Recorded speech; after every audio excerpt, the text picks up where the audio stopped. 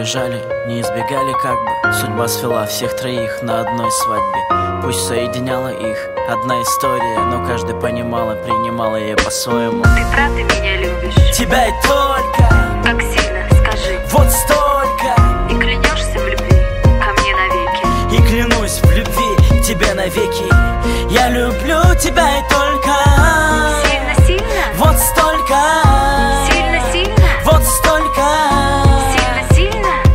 Она любила мультики, не Диснея, а Союз мультфильма. Чуть наивно, витала постоянно где-то. И, может быть, летала б дальше в облаках, как окрыленная. Но полюбила далеко не ангела, а приземленного.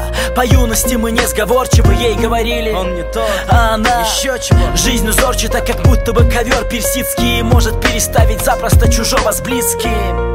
Оставив на песке каблуки, она с ним, не оглядываясь за буйки. И так легко, и будто б на века, и будто б далеки от других. И порою даже вопреки. Все получилось странно, неожиданно пропал. Он оказался наркоманом, да и то она узнала об этом лишь когда, спустя уже полгода, он написал ей из мест лишения свободы.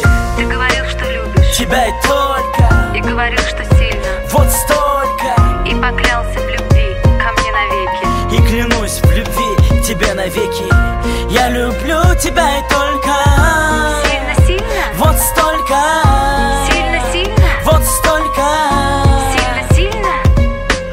Он жил ради семьи, имени покрыт сединами. Много морщин и боли, но успех и славу выменял. Не мог подумать даже, что однажды простака в дом дочка приведет, как деревья листопадом осени теряют часть себя, привык терять близких, стирать, чистить тех, кто не подчинится. И с ним пытался объясниться, подкупить неважно, но тот был то ли дураком, то ли отважным. Они общались долго, не следя уже за временем, и провожая даже наградил благословением. Хотя и знал, что не позволит дочери быть с нищим. Ушел лишь бы, и правда, что он тут ищет? Он знал, что будет завтра отработанная схема. Тому подкинут героин и не видать спасения. И жалко было парня, молодой, конечно, речи нет, но что не сделаешь ради любимой дочери. Папа, ты меня любишь? Тебя и только.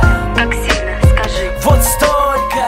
И клянешься в любви ко мне навеки? И клянусь в любви тебе навеки. Я люблю тебя и только. Сильно-сильно? Вот столько. Сильно-сильно? Вот столько. Сильно-сильно?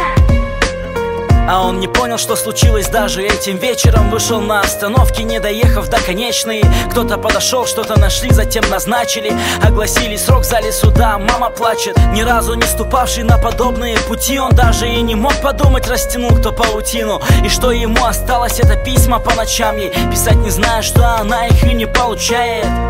Она ждет от него вестей, но между ними холод городов и стен. И навестил его ее отец, даже как-то сказал, что замуж выдает ее чуть ли не завтра, что полюбила, мол, другого. Такая страсть у них, а он не вправе просто помешать ее счастью. Освободился по УДО, и вроде жизнь поломана, но он старался жить дальше, жить заново. Мама, ты меня любишь? Тебя и только.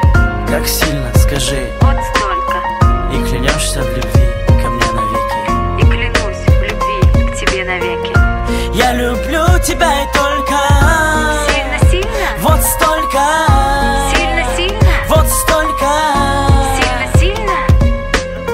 Как бы ни бежали, не избегали как бы. Судьба свела их троих на ее свадьбе. Он промышлял фотографом, просто заказ и на тебе. Видит девушку ту самую, видоискатели. Она нарядная, в белом платье, а он с камерой фотографирует ее венчание. Случайно ли внутри сжимается все в точку, в висках колотит. Он покидает свадьбу, и она за ним выходит. Она плачет, он смеется уже в истерике. Они все понимают сразу, только в голове никак не умещается, что мог ее отец, не дрогнув, поступить так. Он наблюдал неподалеку, сошлись на том, что разойдутся, ничего не портя. Она невеста, он ее свадебный фотограф. Но она знала, что не ответит да в итоге.